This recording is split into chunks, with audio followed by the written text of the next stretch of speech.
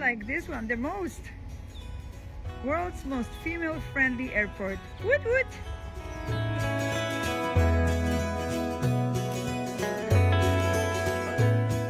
Hello everyone!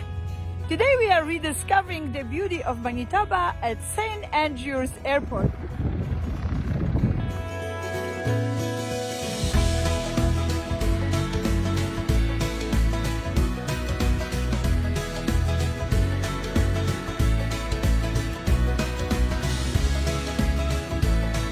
Planes are everywhere here.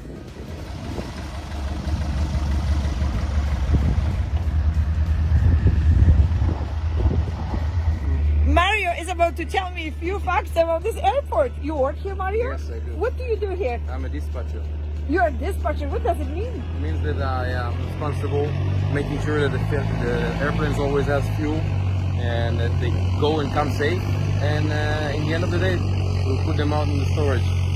No, tell me please, where do you get your expertise and knowledge from? Well, I'm also a pilot. You are also a pilot. Yes. And you speak with an accent like I do, so you need to tell me which country you are from I'm originally. from Israel. You are from Israel. I am from Poland. Nice. I am from Europe. Well, My wife is a quarter Polish. is she? Yes, she is. What a small world. You gotta behave all the time. You never know who you're going to meet. See? Well, I noticed that you were doing something, so you were doing something to those planes in that, how you call that? I would call it garage. This is a warm hangar and this is a cold hangar. This hangar has heating in it and it keeps the temperature around 20 degrees all year long, and this is not. And basically, I just put the planes back in place. 'Cause It's the Okay. end of the day almost. So you are about to put this plane I'm about in to place. fuel it first and then put it back. Okay, can I watch you doing this? Yeah, sure, no problem. Thank you.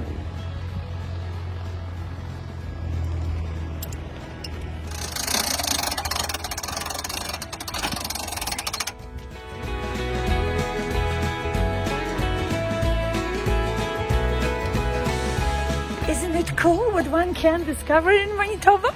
You're doing this with such a ease. Obviously that machine here makes it very easy for you. It looks like you are walking a butterfly. Really True. does. That's why we have it. That's why Especially you have it. in winter days and when it's snowing and everything. Oh, you're doing it also manually in winter? Yeah, of course. Wow. All year long. All year long. Now is the moment when you're taking the plane into, how you call this? I call it garage. Hangar. Hangar? Yes. And I called it garage. Shame on me. So are these privately owned planes? Yeah, like it's cool. That is true. They are privately owned. Okay, let me watch how Mario is.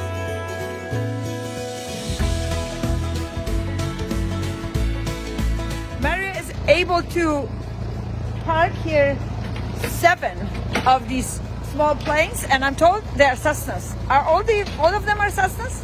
Some of them 25, some of them 30, some of them 15. Really depends. I'm going to find out if I can book. Half an hour in Cessna 152, this is what you saw here. Yes. 30 minutes, it will cost you $163. Yes, And full hour, $296.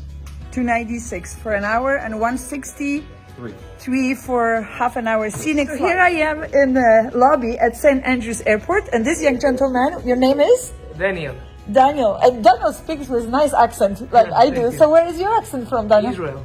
From Israel as well. Like this partner of yours over there. You know each other, do you? Yes, we are How long friends. have you been in Winnipeg, in Manitoba? 2 years. 2 years. And obviously you've been involved with planes prior to coming here. Yes. Yes. How long did it take you to be trained? Are you a pilot? I'm an instructor here. You are You teach how to fly. Teach how to fly. Oh, so if someone wants to learn, how much is a lesson, and how many lessons does one need to take? How long it takes? It depends. Everybody is individual. Somebody will take about 50 hours. The other one will take 100 hours. So it's very, very So individual. how much average student pays, spends on the whole course, if you will? It's very, It varies, I know. So what would it be the range? From what? From 5,000 to 10,000? It's about 10,000 bucks. Between 10 and 15,000 bucks. 10 is 15. So if you want to learn how to fly a plane, you got to be prepared with this kind of money. Yeah. Thank you very much, Daniel.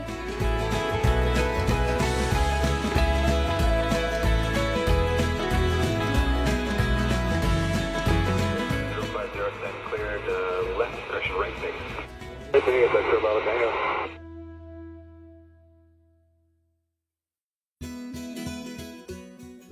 Kilo Alpha Tower, check your transponder drop.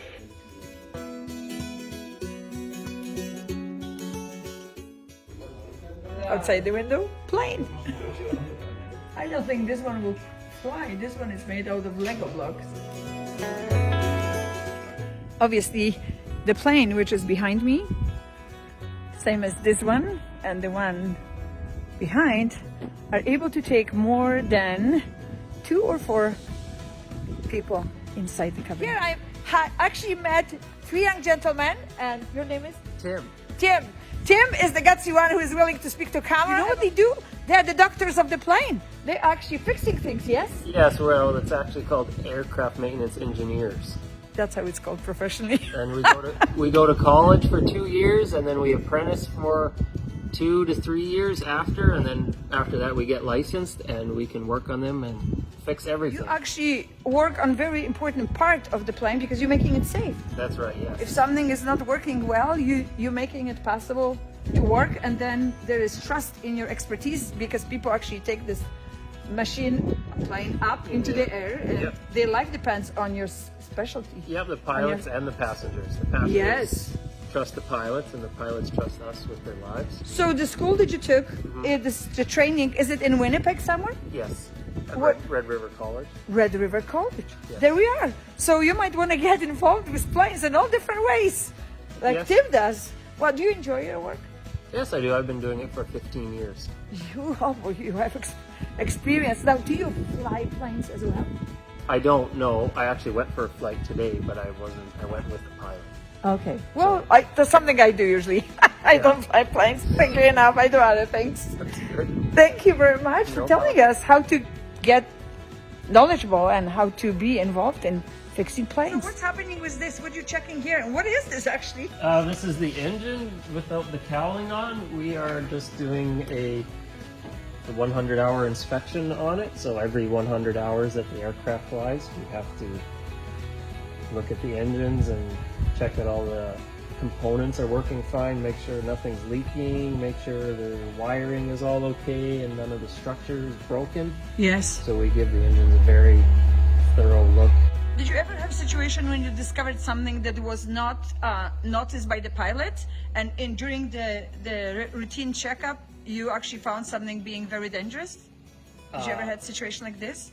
I don't want to scare anybody, but yes, definitely. We find that not a lot, but lots of times we find issues where the pilots didn't notice it, or they just something that they would never have noticed, but we notice when we take the cowlings off and we can see at the engine that something's cracked or something's broken. In my lay words, you are doing the routine medical Yeah. exams of the planes. And that's why we do it, because if we left it to the pilots, they may not see something until Yes. it's too late. So Yes. that's why we have to check it It's routine. over and over. Even if there's nothing broken, we have to look again and again and again, always to make sure.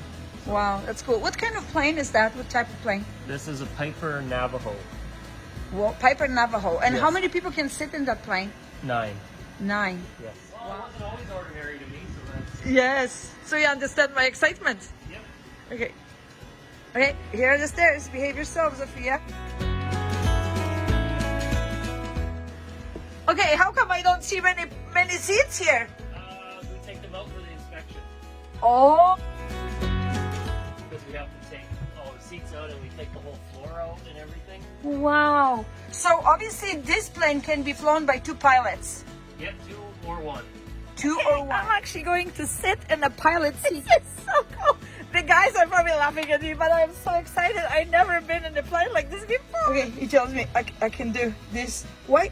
Is this a mirror? No, it's not. It's just polished like that. No, this is a GPS. Ah, this is a GPS, people.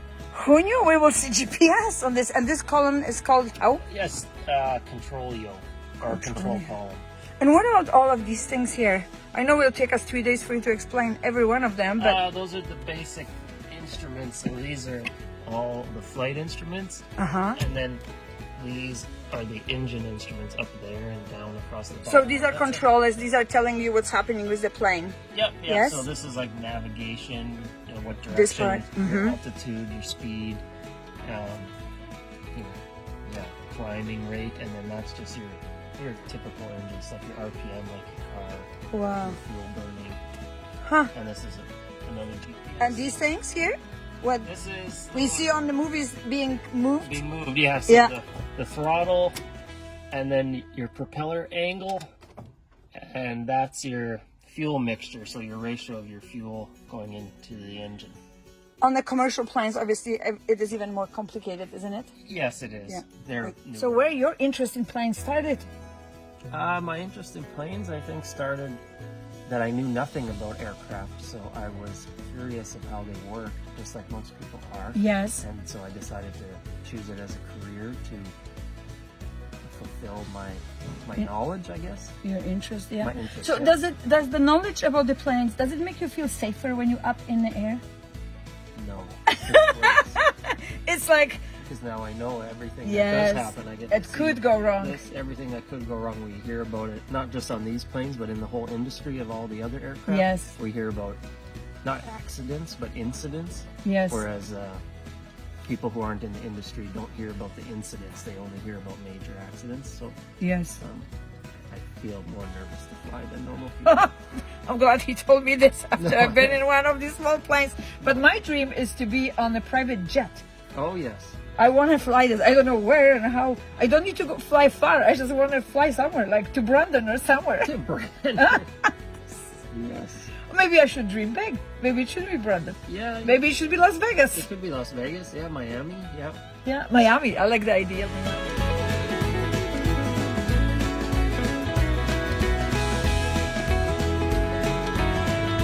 My visit to St. Andrews Airport is coming to its end. And I have to tell you, as the sign at the front says, this is the world's most friendly airport for women. All the men who I met today were helpful and treated me with respect. This is Zofia Dove, loving Manitoba. Have a great day, everybody.